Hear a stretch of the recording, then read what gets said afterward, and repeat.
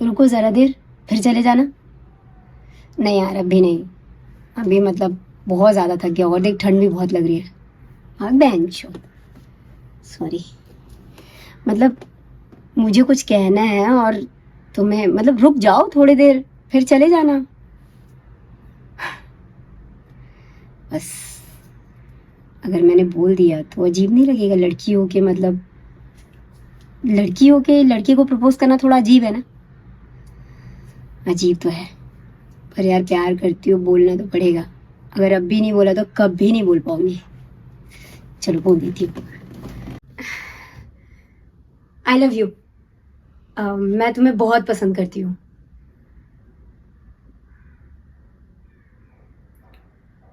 क्या यार, अजीब बंदा है, कुछ रिस्पॉन्स ही नहीं कर रहा है। उसने रिस्पॉन्स किया, पता है क्या बोलते हैं? अह, यार मैं ना अह, मतलब तुझे लव अव तो नहीं करता बट आई लाइक यू। इतना जोर से धक्का लगा ना मेरे दिल पे। वो बहुत गंदी फीलिंग थी जब उसने मुझे ये बोला आई लाइक यू, सिर्फ आई लाइक यू। क्योंकि मुझे ना फिर वो चीज़ें भी याद आ रही थी कि यार ये शूटिंग में दिल्ली की इतनी हॉट हॉट बंदियां आती थी, इतनी खतरनाक, सारे लौंडे अपना काम छोड़ के लड़कियों को ताड़ते थे। ये इकलौता ऐसा बंदा है जो लड़की को नहीं देख रहा है, मतलब कुछ गड़बड़ तो नहीं है? मतलब समझ सकते हो ना कि हो सकता है लड़कियों में इंटरेस्ट ना हो इसका। फिर मुझे लगा नहीं यार, मतलब ऐसे जज करना सही नहीं है जब तक आपको पता ना हो कि वो किस रीजन से नहीं देख रहा है या देख रहा है। हाँ, पर बाद में मुझे रियलाइज हुआ कि नहीं यार, ये जो बंदा है ना कुछ तो अलग है, मतलब भयानक वाला अलग। मतलब समझ रहे हो, उसका किसी लड़की को ना देखना ही ना मेरे लिए सबसे ज्यादा अट्रैक्टिव लगा। मतलब मुझे प्यार इसी वजह से हुआ उससे। सच्ची बताओ तो मतलब कौन सी बंदी नहीं चाहती है यार कि जिस बंदे को वो प्यार करे उसके सिवा वो किसी को ना देखे। वो बात अलग है, उस टाइम पे वो मुझे भी नहीं देखता था, पर एक मौका देती हूँ मैं। क्या पता, मतलब सच में अगर प्यार करती होंगी तो उसको भी मेरे से प्यार हो ही जाएगा। ये बोले उसको प्रपोज किया मतलब 2-3 महीने हो गए थे मुझे। हम साथ में खाते भी थे, शूट में बातें भी होती थी, फोन पे कभी कभार बेचारा थका हारा भी बात भी कर लेता था। लेकिन अ, मतलब इतनी बातें करता था तब मैं समझ गई थी कि हाँ बेटा अब ये आई लाइक यू से ना और जस्ट फ्रेंड से ना हम कुछ ज्यादा होने वाले हैं या हो चुके हैं। फिर एक दिन क्या हुआ कि शूट बहुत लेट खत्म हुआ हमारा। जब हमारा शूट खत्म हुआ तो उसने मेरे से पता नहीं, मतलब कहते हैं ना जब शिद्दत से कोई चीज चाहो तो ऊपर वाला भी सुन रहा होता है। तो बस यार उस दिन तो बस ऊपर वाले ही सुन रहा था मेरी, सच में।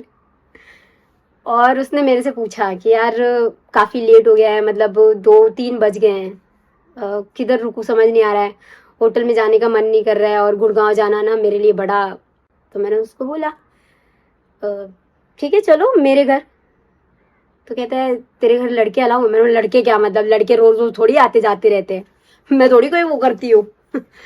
तो मैंने बोला ठीक है फिर भी पूछ लेती हूँ मेरी मम्मी से, क्या पता, मतलब वैसे तो मेरी मम्मी मना नहीं करेगी, नॉर्मल है, मतलब हमारी फैमिली बहुत फ्रेंडली टाइप है।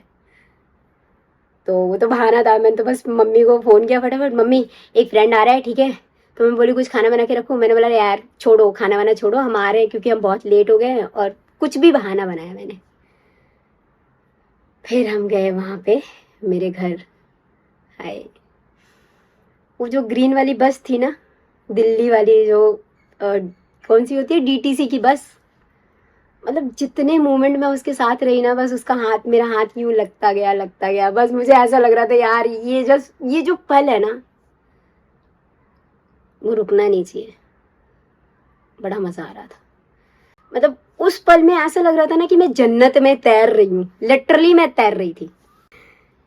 फिर हम पहुंचे घर। जब हम घर पहुंचे तो ऑलमोस्ट 2:30-3 बज चुके थे। भाई पापा ऑलरेडी सो चुके थे, मम्मी मेरे इंतजार में सोई नहीं थी। फिर मम्मी ने बोला कि एक काम कर, भाभी है नहीं तो उसको दूसरे वाले रूम में सुला दे और तू आज हम तीनों लोग यहीं पे मैनेज कर लेते हैं। मैंने जानबूझ के साइड वाला साइड ढूंढा, समझ रहे हो, मतलब सोने के लिए। पता नहीं, शायद मेरे दिमाग में ना पहले से कोई खिचड़ी पक रही थी कि यार बाजू वाले रूम में है वो, राइट। और मुझे तो नहीं लगता है कि मतलब वो मुझे, मतलब उसको नींद आ जाएगी, क्योंकि यार वो जो पहले प्यार वाली फीलिंग है ना, मैंने एक एक सेकंड को ना महसूस किया है सच में। मैं सो गई, यूं आंख बंद करके बस सोई हूँ। बीप, अब वो बीप मैं समझ गई क्या थी, समझ रहे हो, उसका मैसेज। उसने मैसेज किया, सुनना नींद नहीं आ रही है मुझे। तो मैंने बोला तो मैं नींद की गोली थोड़ी हूँ जो तू मुझे सूंघेगा या खा लेगा तो नींद आ जाएगी। लिटरली मैंने उसको यही बोला। अरे बड़ी बदतमीज है, एक तो तू किसी गेस्ट को अपने घर लेके आए, उसको अकेले छोड़ दिया। मैंने बोला गेस्ट लोग अकेले ही रहते हैं गेस्ट रूम में, मैं वहां सेवा देने के लिए नहीं हूँ तुम्हारे लिए है? तो बोला कि अरे यार आ जाना, बात करते हैं। मैंने पागल हो गए, बाजू के रूम में मम्मी पापा सो रहे हैं, मैं साथ में सो रही हूँ और एक पर्दे का डिस्टेंस है हमारे रूम में। तब समझ रहे हो, वो ज्वाइंट वाला रूम जो होता है ना, जैसे अटैच बाथरूम होता है, ऐसे हमारा अटैच रूम था दो, इस तरह से दिल्ली में ये आलम था। फिर कह रहा है जा बे तू फट्टू है, प्यार करती है, ऐसी ऐसी बातें करती है। मतलब उसकी बातों से ना एक गुदगुदी सी हो रही थी, गुदगुदी समझ रहे हो, मतलब वो फीलिंग आ रही थी कि नहीं यार ठीक है, नींद तो मुझे भी नहीं आ रही है, ड्रामे कर रही थी मैं। मैंने बोला थोड़ी देर और इग्नोर करो।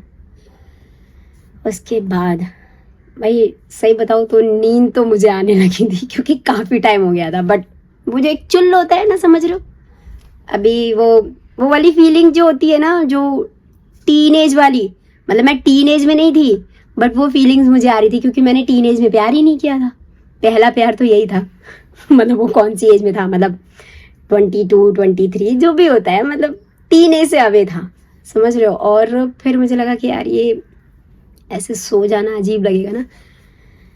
फिर दोबारा उसका मैसेज आया। मैसेज जब मैंने इग्नोर करना शुरू किया तो उसने कॉल किया, तो मैंने फोन उठाया, हेलो, मैंने बोला बोलो। मतलब समझ रहे हो, खुसुर फुसुर खुसुर फुसुर बातें चल रही है, आजा यार नींद नहीं आ रही है। मैंने बोला नींद नहीं आ रही तो मैं क्या करूँ, सो जाओ। फिर मेरे को ध्यान आया कि यार मम्मी पापा बगल में ही है। फिर मैंने बोला छोड़ यार, भी नखरे बहुत हो गए, चलते हैं।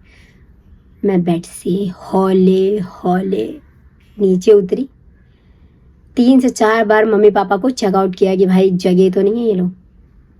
पता चला मम्मी मेरी यूं करके देख रही हो, फूल खुल जानी है, अजीब भी लग रहा था। फिर मैंने बोला ठीक है।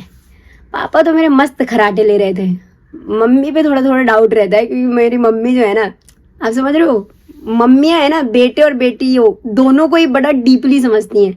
और उनको पता था कि आज तक मेरी बेटी ने कभी ऐसी कोई हरकत नहीं की है, लेकिन आज ये बड़ा स्पेशल मेहमान कोई आया है जिसको कॉल करके घर लाई है, मतलब कुछ तो गड़बड़ है। मम्मियों को पता रहता है यार, हालांकि मैंने कभी बताया नहीं था उनको उस टाइम पे। फिर क्या हुआ कि मैं गई, धीरे से पर्दा हटाया।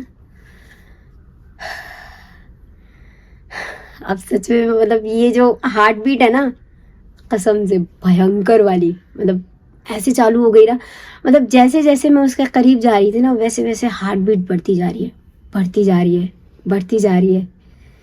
मैं गई, अब अंधेरे में समझ में नहीं आ रहा, यूं यूं कर रही हूँ, उसको टच कर रही हूँ कि कहाँ है ये। फिर वो बैठा, उठ के बैठा। मैंने ऐसे से देखा, मैंने बोला चश्मा तो नहीं पहना, 4 आंखें दिख रही है मुझे अंधेरे में। फिर उसने बोला क्या मस्ती कर रही है।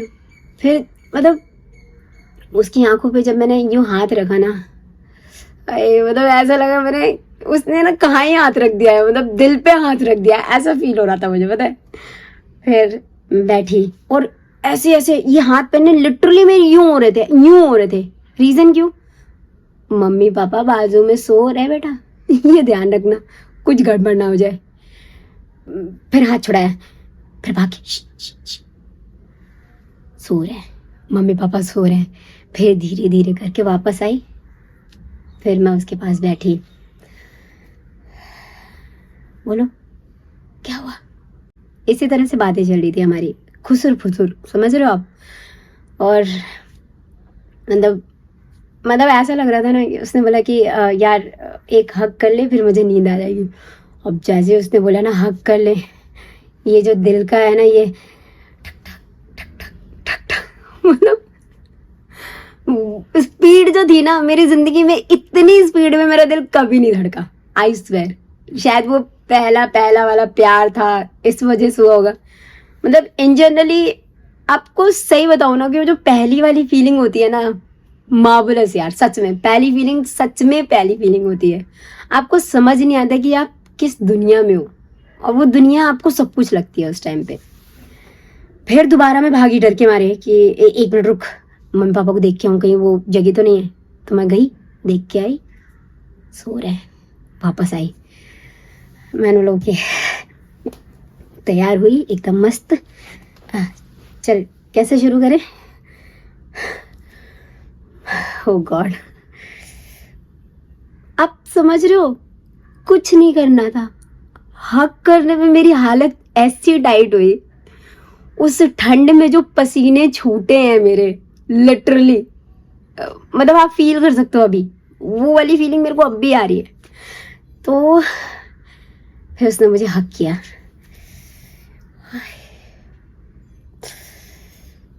ओहो, बस यार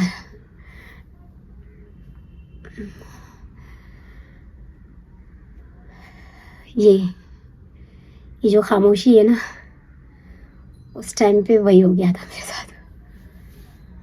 सब कुछ शांत,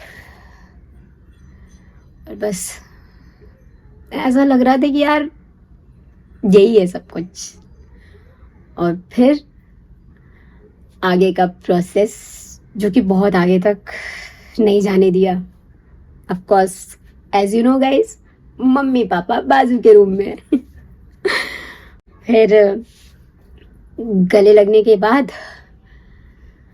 उसने मुझे यहाँ टच किया।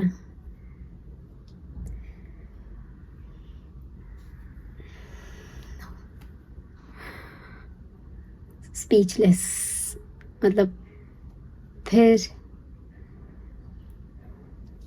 मतलब वो उसका ये जो टच था ना, बस ये टच और हग, ऐसा लगा कि यार आज मैंने जन्नत देख लिया सच में। आगे कुछ भी सोचने और करने की सुध-बुध नहीं थी मेरे अंदर। और मैं शायद 5 मिनट तक हम एक दूसरे को हग करते रहे, यूं ही बस, यूं ही थे, बस यूं ही। और वो क्योंकि वो ना बहुत शर्मीला था, मतलब उसने मुझे हग किया, वो उसकी शर्म जो है ना, उसके इन बाजुओं से मुझे ना मतलब महसूस हो रही थी कि यार ये कितना सेफ है, समझ रहे हो। पता नहीं, शायद मुझे उससे प्यार था इसलिए मुझे ऐसी फीलिंग आ रही थी, या आई डोंट नो, बट सच में ऐसा लग रहा था ना कि मैं कहीं ना महफूज जगह आ गई हूँ। वो वाली फीलिंग मैंने मेरी ज़िंदगी में वो कुछ 22-23 की उम्र में लिया था। बड़ा मज़ा आया, बड़ा मज़ा आया। मतलब ये कंफर्म हो गया था कि हाँ, उसके दिल में मेरे लिए कुछ तो है। एक्चुअली उस रात उसके दिल में मेरे लिए कुछ नहीं, बहुत कुछ हो गया था। वो रात, मैं आज भी कई रातें उस रात को याद करके ना बस सिहर सी जाती हूँ कि यार क्या फीलिंग्स थी ना। पहला प्यार इसी को कहते हैं शायद। फिर मैं मुंबई आई उसके पीछे पीछे। एक तो करियर का ख्वाब था ही मेरे साथ, दूसरा वो मेरा था ही। फिर हमने इस तरह से करके 6 साल, एक दूसरे को 6 साल दिए। और एक मोमेंट ऐसा आया कि जब उसे और मुझे अलग होना था। हाँ, अलग होने वाला टाइम आ चुका था।